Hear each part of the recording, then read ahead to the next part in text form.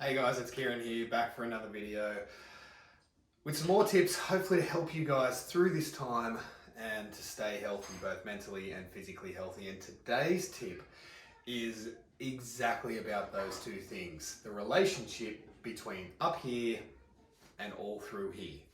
And that is yoga. Now I know what some of you might be thinking, I'm never going to get into it, or I've tried it and I didn't like it. Out of all the different things that we can possibly do to look after ourselves in terms of looking after our mind and our body at the same time, there really isn't anything as powerful as yoga. Yoga is used the world over. Most professional athletes practice yoga. Whether you're a footy player, a basketball player, an MMA fighter, if there was something available that would make me stronger and more flexible, I would absolutely want to be doing that. But it goes so much deeper than that.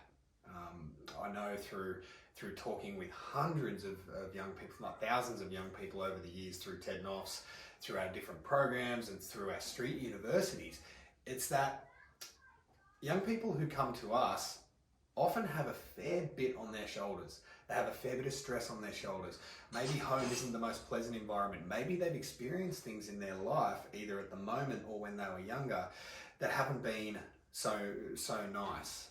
Maybe the environments that they grew up in were kind of stressful and chaotic, and it was just hard to find a safe space to just kind of relax and chill out and do all those sorts of things growing up.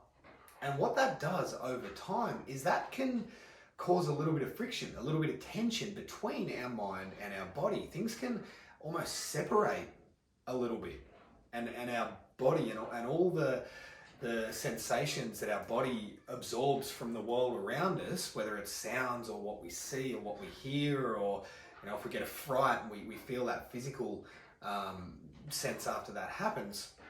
Sometimes the messages or the roadway between those messages and our mind that kind of tries to make sense of all those, it's a difficult path to find. Yoga strengthens that up so much. We've also talked in a previous video about where stress can actually sit and kind of anchor into our body, and the fact that stress doesn't just happen up here in our mind, it happens everywhere, all through our muscles, all through our nervous system. And if we don't get up and physically move, that stress has nowhere to go, and so it just kind of gets wound up, and it actually keeps us in a really anxious kind of state without us even knowing it. So something like yoga is so fantastic at being able to move those stress hormones around. So there's a couple of key benefits. I mean, physically, it makes us stronger, it makes us more flexible, so those things are really good. But mentally, because it's the sort of movement where we really have to concentrate, it's really meaningful movement. And so it's almost kind of forcing our mind to really be talking to our body, because the movements are so slow and deliberate. It helps, it really helps strengthening up that bond and that relationship between our mind and our body. As well as that, the physical stretching component of yoga actually helps to stretch out those muscles and release some of those stress hormones and adrenaline that can get caught up within our muscles. Yoga has a ton of evidence and a ton of research behind it now to show that it actually can improve our mood. It can help us resolve things in our mind that maybe we're not feeling so great about. It really can help elevate how we're feeling, get us feeling better and more motivated. And it really strengthens up that bond between our mind and our body, which means that our gut instinct becomes more predictable, and we can trust it a bit more. It also means that our stress levels can start to reduce, because we know that we carry so much stress in our bodies, and if we can calm our body, we can calm our mind. And it can just leave us feeling overall better about ourselves.